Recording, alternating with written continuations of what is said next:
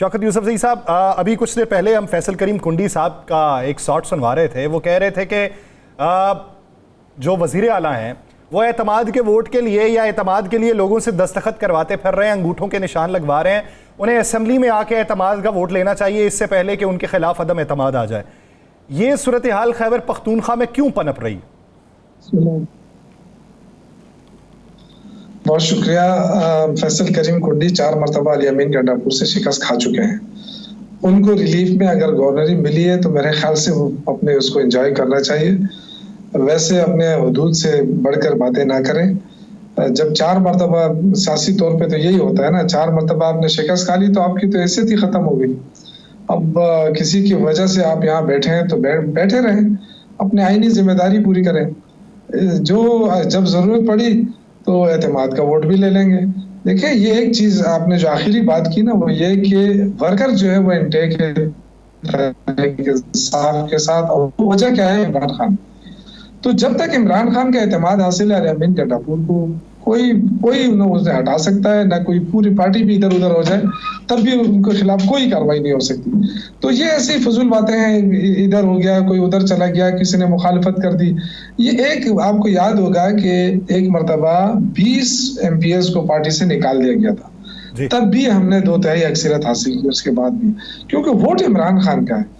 अगर कोई ये समझता है कि जी मैं बहुत बड़ी चीज हूँ और मैं मुखालफत कर लूंगा तो इस तरह हुकूमत गिर जाएगी या कमजोर हो जाएगी, ऐसा सवाल ही नहीं पैदा होता है।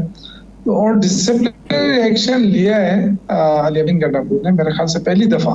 पहले ऐसा होता था कि हमारी पार्टी के अंदर मुखालफत शुरू हो जाती थी, और लेकिन ये कि आखिर वक्त तक उनको कोई कुछ नहीं कहता था। लेकिन अब ये है कि अगर कोई डिसिप्लिन की वायलेशन कर रहा है तो पार्टी उसके खिलाफ बाकायदा एक्शन ले रही है। तो देखिए अभी कहाँ तक ये चीजें चलती हैं। लेकिन मेरा जो मानना है जो कि तहरीक इंसाफ अब बहुत बड़ी पार्टी बन गई है। अब जरूरत है कि इसमें डिसिप्लिन हो और डिसिप्लिन रिएक्शन लिए जाएं। तो जो उन्होंने लिए हैं अली अमीन गंडापुर साहब ने, मेरे ख्याल से इसके फायदा होगा। इसका आइंदा जो भी बात करेगा डिसिप्लिन के अंदर। शौकत यूसुफजई साहब, साबिक सदर आरिफ अलवी साहब को ज़िम्मेदारी दी गई है कि इख्तलाफात ख़त्म करें, लोगों के आपस में बिठाएं। आज उनके राब्ते भी हुए हैं। आप क्या समझते हैं कितना मौसर होगा? देखिए, मेरे ख्याल से किसी का जाती इस तरह नहीं है कि वो एक दूसरे के साथ बैठ नहीं सकते। ये हालात अभी पैदा नहीं हुए हैं। ये छोटे मोटे इख्तिलाफात हैं, जैसे फंड के हवाले से होंगे, हल्कों के हवाले से होंगे, किसी का गिला शिकवा होगा, या हम जैसे लोग जो सीनियर लोग थे इलेक्शन हारे हैं, हमारी भी ख्वाहिश थी, लोगों पार्टी के लोगों की भी ख्वाहिश थी कि सीनियर लोगों को भी कैबिनेट में लाया जाए, नहीं लिया गया। तो ये छोटे मोटे इख्तिलाफात हैं, गिले शिकवे हैं। ये मेरे ख्याल से इस आरिफ अलवी साहब के लेवल के भी नहीं थे, लेकिन बहरहाल पार्टी ने उनको रिस्पॉन्सिबिलिटी दी है। इंशाल्लाह ताला मुझे उम्मीद है कि कोई इशू नहीं होगा, ये सारे मिल बैठ जाएंगे, क्योंकि अल्टीमेटली लोग सारे इमरान खान के साथ, सबको पता है। और अगर डिसिप्लिनरी एक्शन होगा, कोई वायलेशन करेगा तो डिसिप्लिनरी एक्शन होगा। फिर उसके बाद अगर उनको टिकट नहीं मिलता तो वो किसी भी पार्टी में चला जाए, उसकी कोई हैसियत नहीं होगी, ये सबको पता है। तो ले दे के मेरे ख्याल से पुरानी तनख्वाह पे ही काम करना पड़ेगा सबको। अच्छा शौकत यूसुफजई साहब, अगर बात देखी जाए अंदरूनी इख्तलाफ की, आपसे मंसूब एक बयान चल रहा था कि अलीमा खान साहिबा जो हैं वो पार्टी के अंदर इंतशार पैदा कर रही हैं। ये बात अगर आपने की तो उसके पीछे की मंतिक क्या थी, क्या वजूहात थी?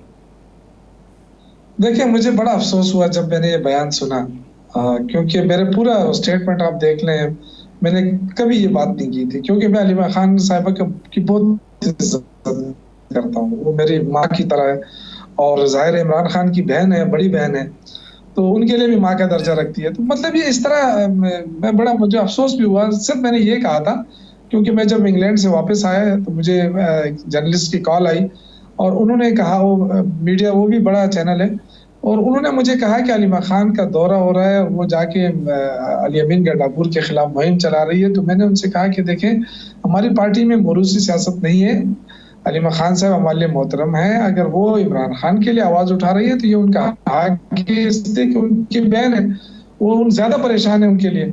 तो अगर वो लोगों को मोबालाइज कर रही है तो अच्छी बात है, लेकिन अगर वो अली अमीन गंडापुर की मुखालिफत कर रही है तो तब भी उसकी कोई वो नहीं होगी, इसलिए कि उनको तो इमरान खान ने बनाया ना।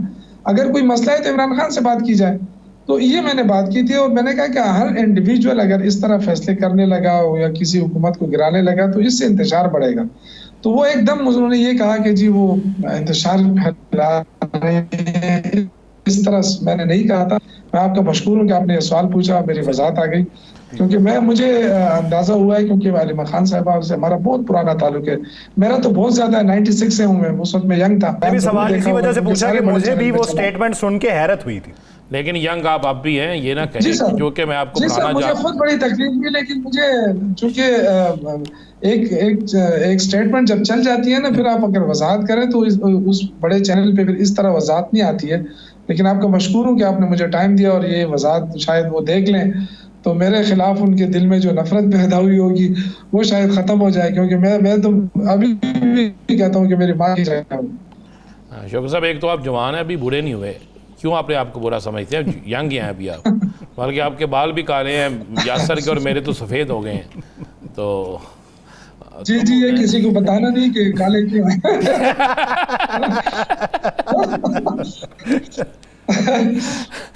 शौकत साहब, आप क्या समझते हैं कि आने वाले दिनों में, जिस तरह आज एक बड़ी भरपूर हड़ताल हुई पूरे पाकिस्तान में, और अक्सर लोग बातें करते थे कि पंजाब में नहीं होगा, लेकिन आज पंजाब ने भी एक रिकॉर्ड तोड़ दिया और शायद कोई एक ऐसी छोटे किसी कस्बे में शायद दुकानें खुली हों, लेकिन बड़े तमाम शहर, बड़े तमाम मराकज़ मुकम्मल तौर पर बंद थे, तमाम प्रेशर के बावजूद भी।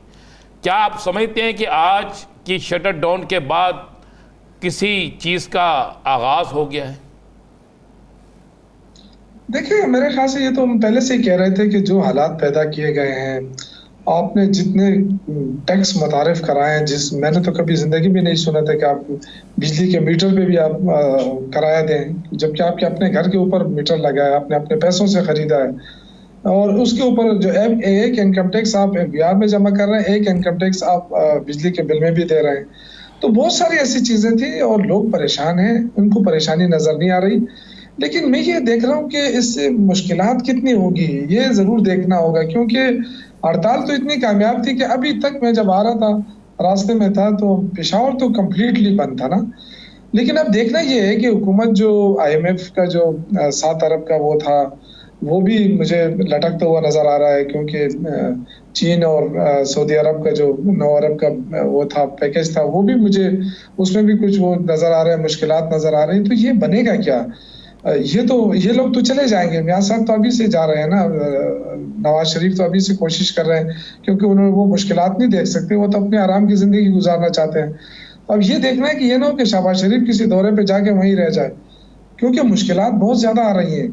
आप देखेंगे कि अगर ये हुकूमत ने कोई ऐसा स्टेप नहीं उठाया जिससे आवाम को रिलीफ मिले, तो ये तो आवाम तो बेचारी मर रही है, कोई बिजली का बिल जमा नहीं कर रहा है। अब मैं घर में बैठा बैठा, मेरे पड़ोस में बंदा भी अभी मैं मिला था उससे आते हुए, तो बिजली का बिल उसने हाथ में पकड़ा कि जी कल लास्ट डेट है, 2 तारीख को लास्ट डेट है। तो मैंने कहा कितना आया? कहते पिछली दफा 1,83,000 आया, इस दफा 1,48,000 आया, तो ये मैं कहाँ से दूं?